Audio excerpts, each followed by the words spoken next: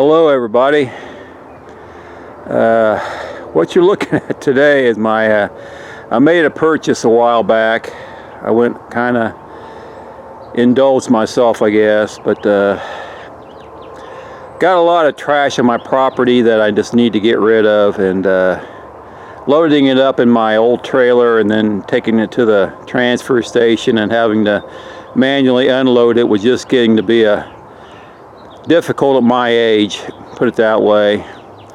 And I was always envious of these guys with the dump trailers who could just back up and dump while I'm standing there throwing stuff off by hand, and found the deal on this and couldn't resist. It's more money than I wanted to spend, I'll just put it that way, but every corner of my barn and garage has things that need to go, and this is how it's going to end up going, one way or the other, either to the steel recycling place or to the dump, or if I need to haul something back home, I can put it in this. It's low profile, so it's not far up in the air, and haul stuff in this a lot easier than in my old trailer, set kind of high, and it couldn't hold very much. This can carry about 5,000 pounds payload.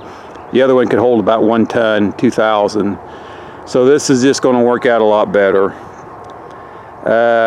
It's a PJ 5x10 dump trailer.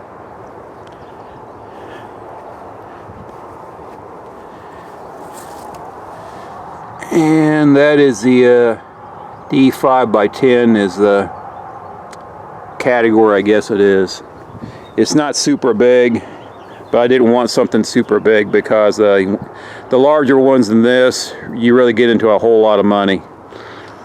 And there's just no way I could justify that. This is kind of small, but it's just about the right size for me, because I filled it up today with old rotten post and piece of a foundation of a house that used to sit on my property here, and concrete and stuff, and to fill this up is about all an old guy like me can handle in one day. But has a nice hitch on it. It's got the all-weather 7-prong plug on it, which I'm glad I had. This is standard on it, which I'm pretty thrilled with, because if you're not familiar with the old ones, the regular plastic gets very stiff in the wintertime and hard to work with. This stays soft. I mean, it flexes. Air hose is the same way. If you can possibly buy the winter type that's all weather and like an air hose and electrical cord and stuff like that, you'll be a lot happier come cold weather. But this has a battery, has an electric pump that runs the cylinder, and you have your up and down switch on your thing. It's magnetic, and it's got about gosh, I think it's 10-12 foot cord. You can actually make it longer if you want, to stretch out so you can stand out here, or you can take it up to the cab of your truck, and as you're spreading it out, you can raise it as you're driving the truck forward. Has a plug for a trickle charger to keep your battery up to snuff. You do get a little bit of power through your cord to your battery to recharge it, but not much. Not near enough to keep the battery charged up if you do a lot of dumps with this. So at night, you pull it up to your outlet, plug it in, let it sit for about 24 hours, they say, and it'll recharge itself fully. And you should have it charged up pretty good to make this run. The tarp kit bolts on here. I don't have it yet. It's on back order.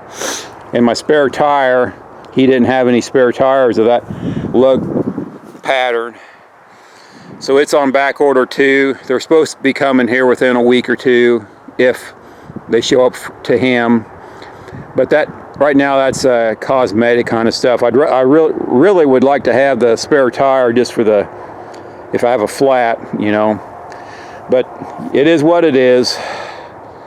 But got a pretty good pile. Some of these I use the tractor to get in there, some I threw in by hand.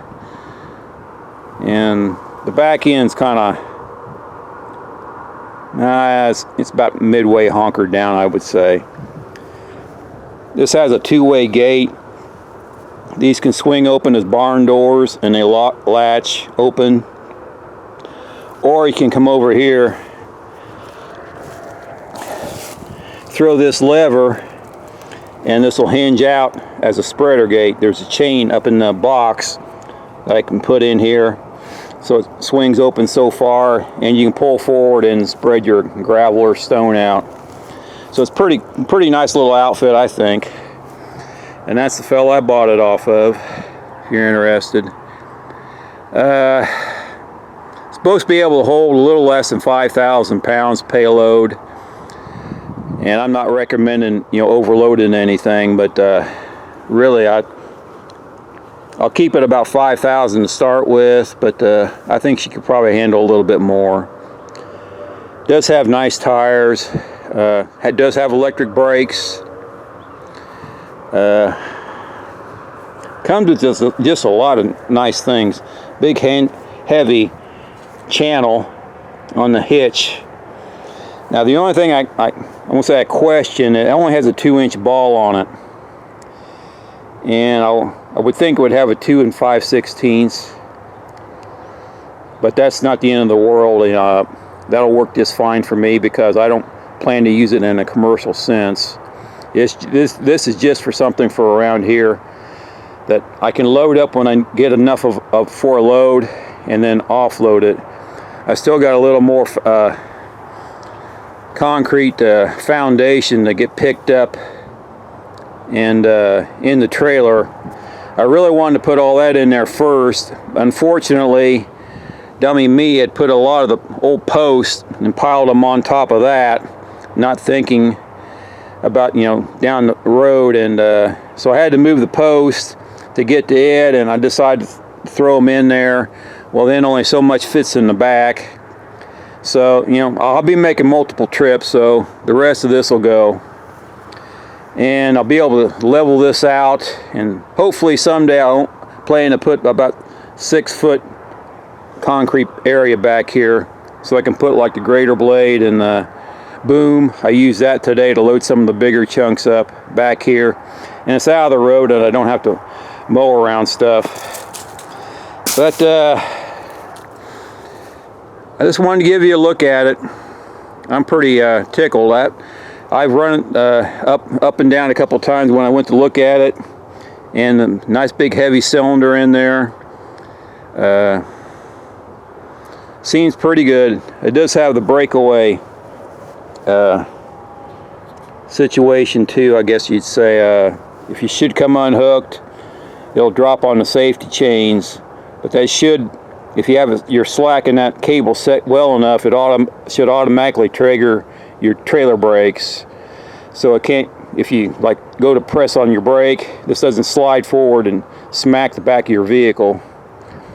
Plan to pull it with my Silverado 150 or 1500, and this fully loaded isn't up to the rating of what the Silverado can take, but it's just as wide with the tires as a Silverado. So really when it's back there, even I don't have trailer mirrors on the side, but you can see right down the side of the trailer. Backing it up's no problem, and actually the truck sits so high you almost can't even see the trailer behind you. So when you're passing somebody on the road or something like that, not like I do that much, you have to allow for the trailer being behind myself. But it's like I said, it's pretty nice little outfit. I think I'm gonna get a lot of use out of this, and it'll be handy. Probably throw a strap over the top of that when I do take it to the dump, so I don't blow off or bounce off a post. They look like they're pretty good and I ought to reuse them, but they're dry rotted they crumble in your hand almost. So it's not that heavy a load. The heaviest is in the back. Like I said, the back's kind of squatting a little bit, but it's still up in the air a good bit. It sits down a lot lower when it's hooked to the truck. But I wanted to give you guys a little look-see at it. Pretty nice little outfit. I might put some boards on the side to extend it up. Right now it's just waist high to me, and that's easy to throw stuff over into it. And I don't want to kind of mess that up. But haven't made a video in a while. And this is pretty nice. I looked at Big Tex. I looked at a few other types of trailers. Right now they're just kind of scarce because of the COVID thing. They got behind in their orders. And this PJ trailer came up, and I went and looked at it, and the bed, the inside bed, you can't see it now, is actually thicker than the Big Tex. At least that's what I'm told. It has these heavier channels down the side to give it more support. I looked it over good. All the welds look good. It's got a good powder coat on it. The fenders actually have these on the front, whereas the other ones didn't, which I like because that's going to make that fender a whole lot more stable.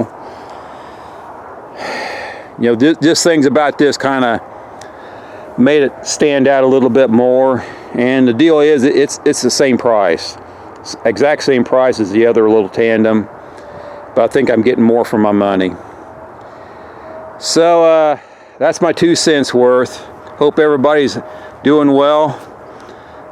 Maybe you'll see this in some video in the future. You know, later on I aim to pour some concrete and aim to just go get my own stone and sand and mix and do it by hand instead of buying that pre-bagged mixed stuff. I've had mixed results. I've had some good stuff that made good concrete.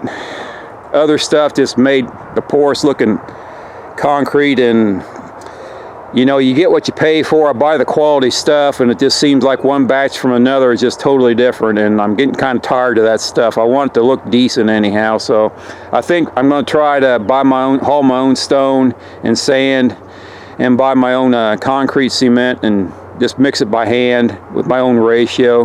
Hopefully it turns out better. Maybe I'll learn it's just no different, but at least I'll say I tried. All right, well, you guys all have a good day. Take care.